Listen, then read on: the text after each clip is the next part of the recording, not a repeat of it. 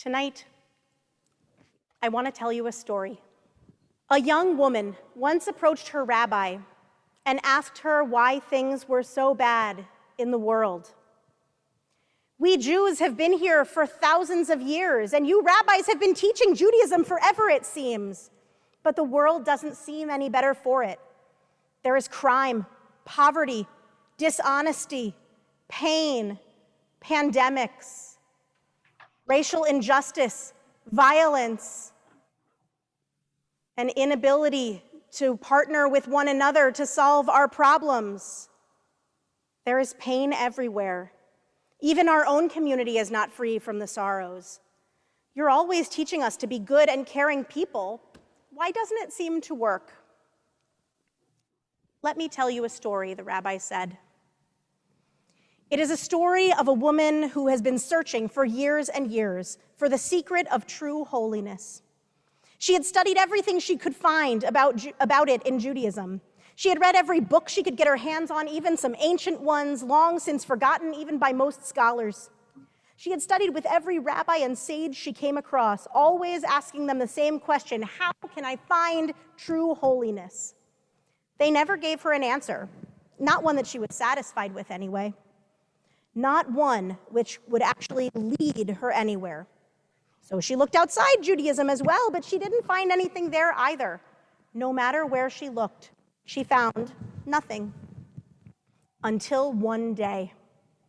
Until the day that she was reading yet another obscure book, mined from the depths of some obscure library in a nearly forgotten town, where she found it. She found a treasure map to holiness. It was a crude drawing and some strange mystical sounding clues to go with it, but somehow she just knew this was it. This was the real thing. This was the secret way she could get to true holiness.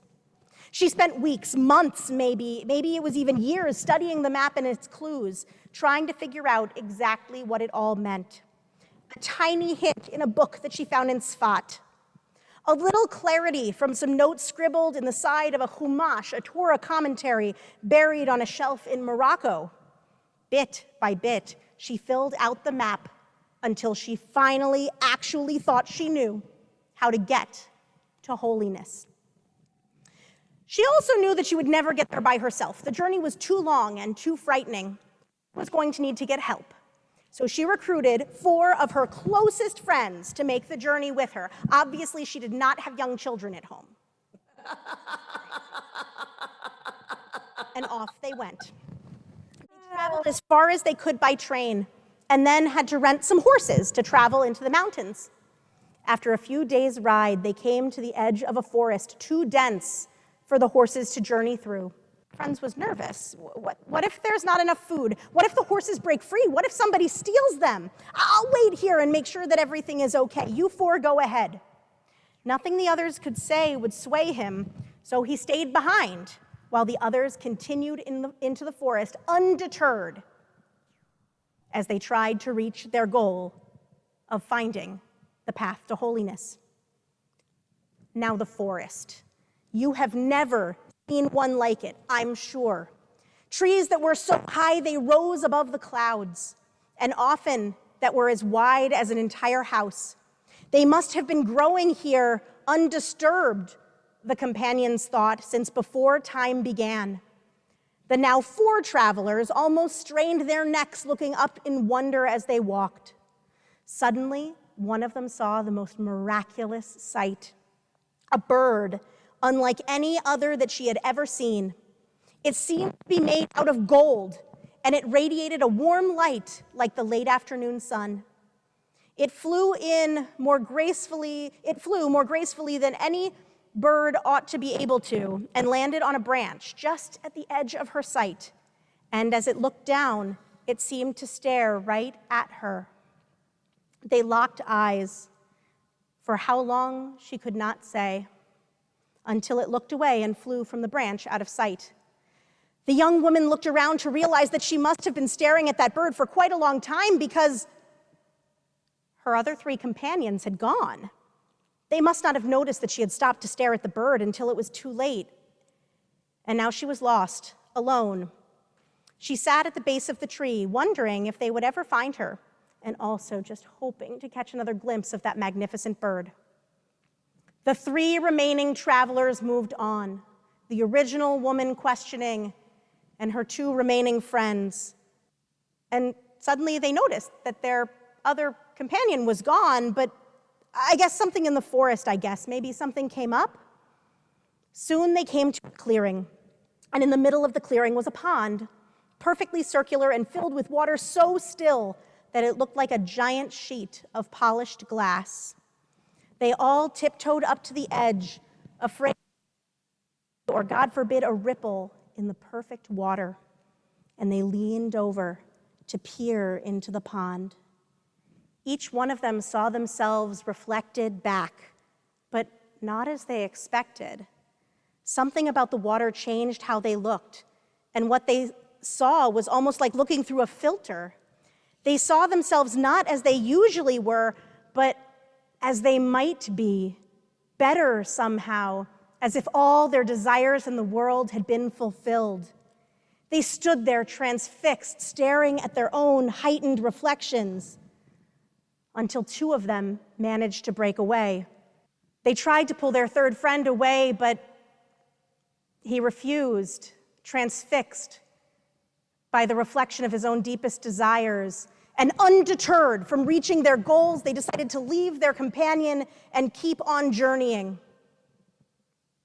And then there were only 2, journeying towards holiness. The sun was starting to set now, and a warm, gentle breeze was blowing in from the east. It made a beautiful, gentle, rustling sound as it passed through the leaves at the tops of the trees. And the 2 travelers looked up and gasped at what they saw. The leaves fluttering in the wind were catching the beautiful red-orange light streaming in from the setting sun. It made it look as if the entire top of the forest through which they were traveling was ablaze. "It's like Moses staring at the burning bush," one of the remaining friends managed to say. "It's like the trees are on fire, but they are not consumed." Mesmerized by the beauty above, one of the friends laid down on the forest floor and just watched the glowing, fiery dance of the leaves overhead.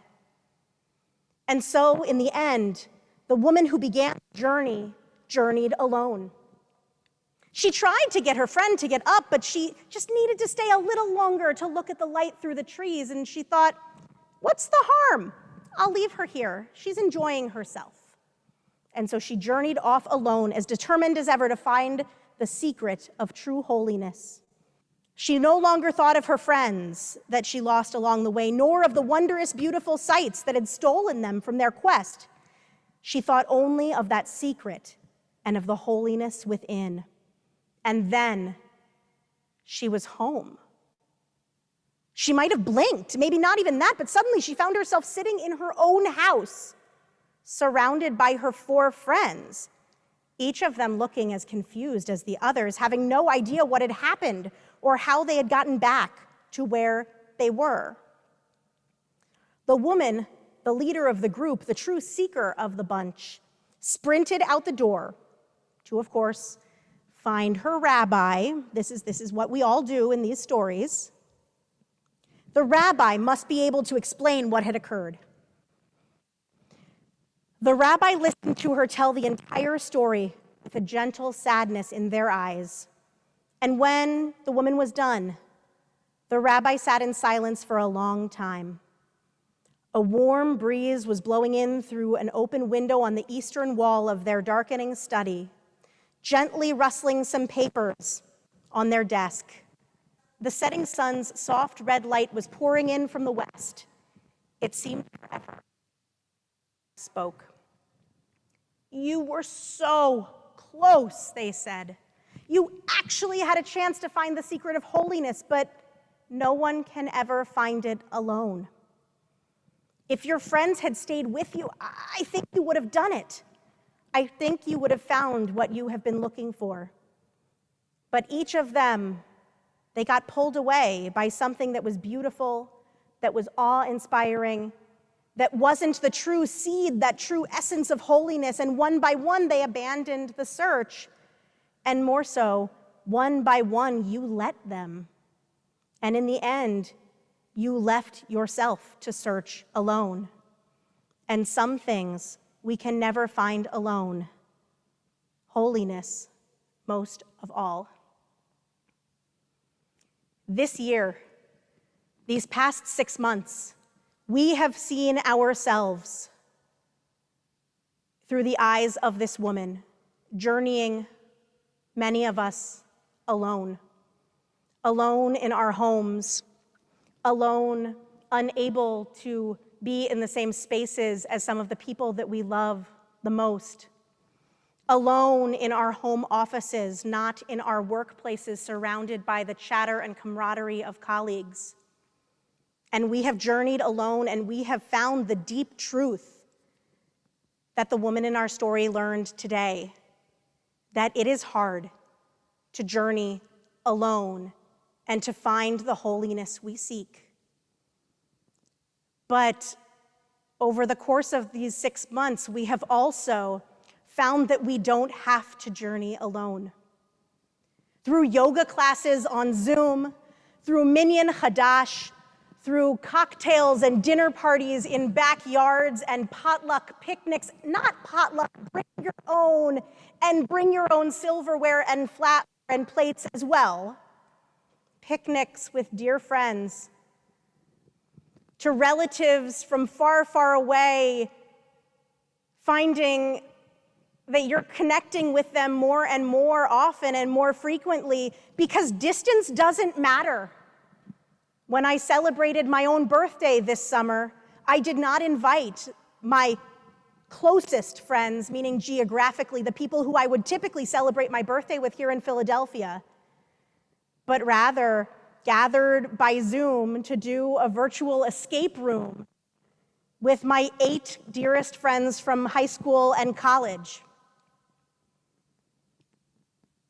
There is something magical that we have all discovered and deeply, deeply important about how it is just not possible and also just not necessary to journey through this world alone as we seek holiness, as we seek wholeness, and as we seek these things. We discover that we find that what we have discovered along the way, in fact, is community. And so why do I share this story on Yom Kippur? Well, obviously, the high priest during the Avodah service, we remember he goes into the Holy of Holies, searching for holiness. No. I share this story on Erev Yom Kippur because in addition to all of our yoga classes and socially distanced picnics, virtual marathons, and minyan Hadash gatherings, our Yom HaShoah observance over YouTube, and all of the other secular and sacred events where we have sought out community, not forgetting, of course, late night silent dance parties where we each dance together in our own homes. At the end of these 6 months, at this place where we find ourselves still in the midst of the COVID-19 pandemic, we've all found ourselves here, together on Erev Yom Kippur. No one would ever know if we didn't log in tonight. It's not like anyone could ever truly memorize all of the faces that they did or didn't see on the Zoom screen, and kal v'chomer, how much more so if you're here on YouTube. All you need to know is that some people shared their names in the chat, some did not. Who would even hold you accountable for not being here tonight? Even your Zaidi, Zichrono Livracha, would never know if you skipped this Kol Nidrei, if you skipped this Rosh Hashanah, this Yom Kippur morning, or if you had skipped Rosh Hashanah. But here we are, because in our search this year for holiness and for wholeness, we've found our way to community. Because just like the woman in the story, we have learned through this time of, ironically, isolation, the deepest, deepest truth of all, that in order to seek holiness and to find where it rests and to embrace it like a long-lost friend, we can never journey alone. And so together, we walk into Yom Kippur, hand in hand through the deep and ancient forest of blessings, of poetry, of reflection, of reenactment, of memory, together. Shana Tova.